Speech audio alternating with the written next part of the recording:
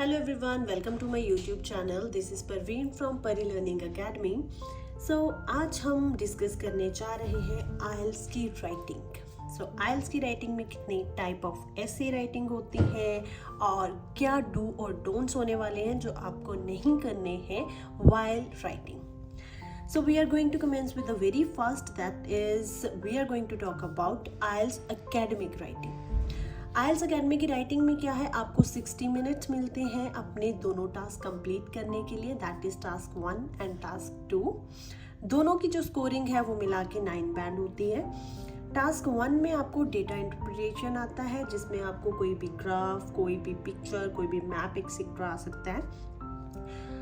Task 2 में आपको ऐसी राइटिंग आता है जिसका आपने टाइम अपने अकॉर्डिंग सेट करना होता है. Examiner will give you 60 minutes to complete this task and you have to divide your minutes according to your preference. 40 minutes आप स्पेंड कर सकते हो ऐसी राइटिंग पे. देन इसकी वर्ड लिमिट जो है टास्क 2 की वो होती है 250 से 280 वर्ड्स. बेसिकली आज हम बात करने जा रहे हैं कि कितने टाइप ऑफ ऐसी राइटिंग जो है आपको आते हैं IELTS में. There are mainly 5 types of essay. The first one is agree or disagree. Second one is discuss essay. Third one is problem and solution. Fourth is advantages and disadvantages. And the last one is 2-part question, or you can say double question essay.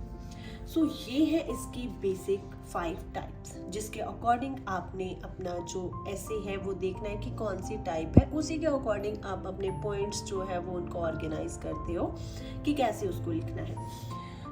First है आपकी agree और disagree type. इसमें basically क्या होता है कि आपको statement आ सकती है like this: a big salary is much more important than job satisfaction.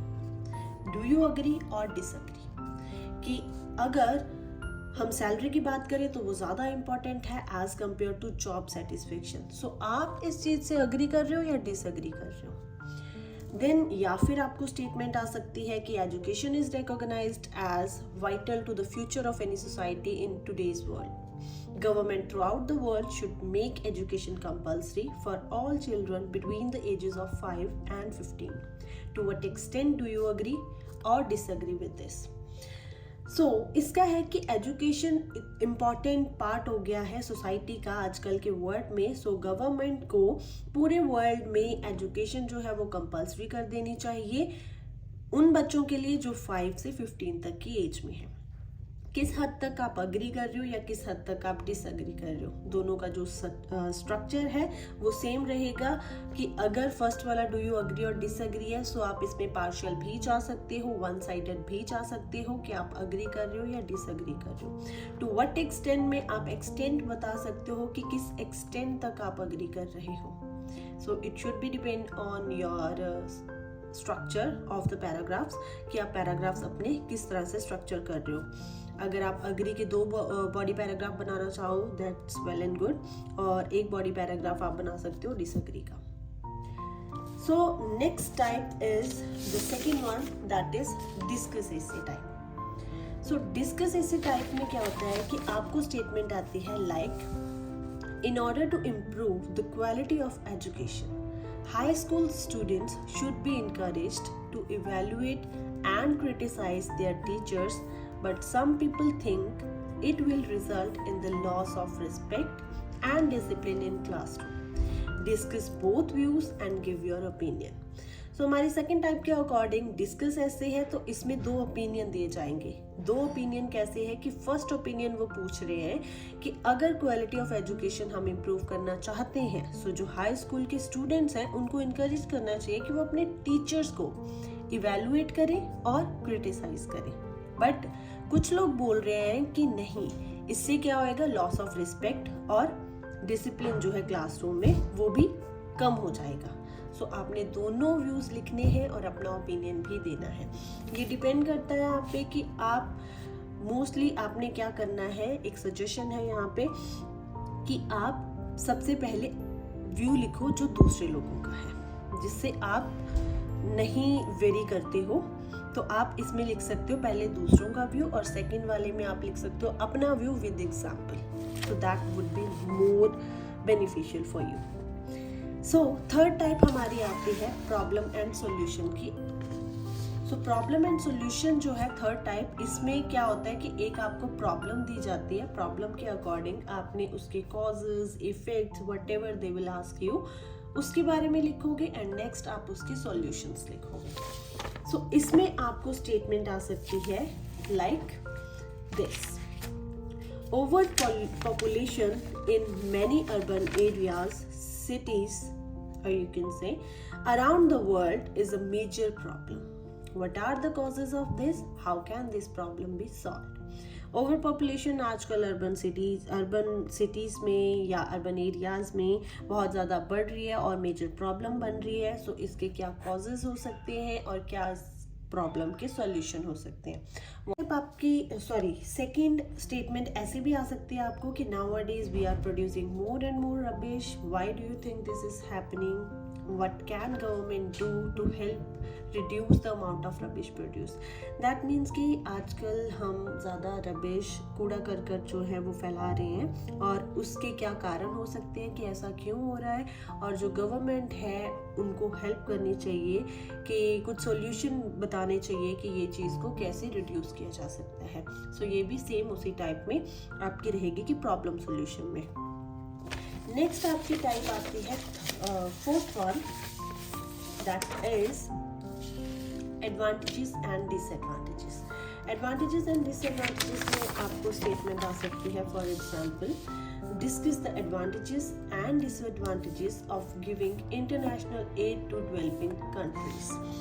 कि जैसे इंटरनेशनल एड, दैट मीन्स की हेल्प. इंटरनेशनली अगर कोई ऐसी प्रॉब्लम आ जाती है जिसमें एक कंट्री को दूसरी कंट्री की हेल्प करनी पड़ती है, तो इससे क्या होएगा कि इस चीज़ के कुछ पॉजिटिव इफेक्ट भी हो सकते हैं, नेगेटिव भी. सो आपने बताने हैं कि इसके क्या एडवांटेजेस हैं और क्या इस चीज़ के डिसएडवांटेजेस हैं.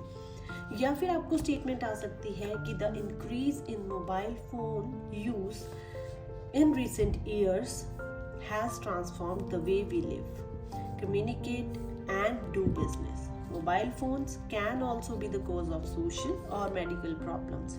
What form do these problems take? Do you think the advantages outweigh the disadvantages of mobile phone?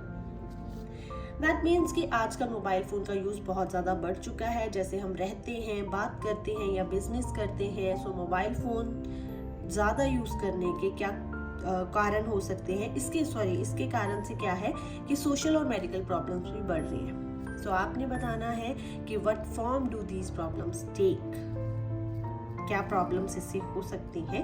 सो क्या आपको लगता है इसके एडवांटेजेस ज़्यादा हैं एज कम्पेयर टू डिसएडवांटेजेस? सो इस तरीके से भी आप इस चीज़ को बताओगे इस टाइप में. Next, last but not the least, that is two part question. That means double question ऐसे भी बोलते हैं. डबल क्वेश्चन से ही क्लियर होता है कि इसमें आपसे दो क्वेश्चंस पूछे जा सकते हैं जिसके आपने आंसर देना होता है.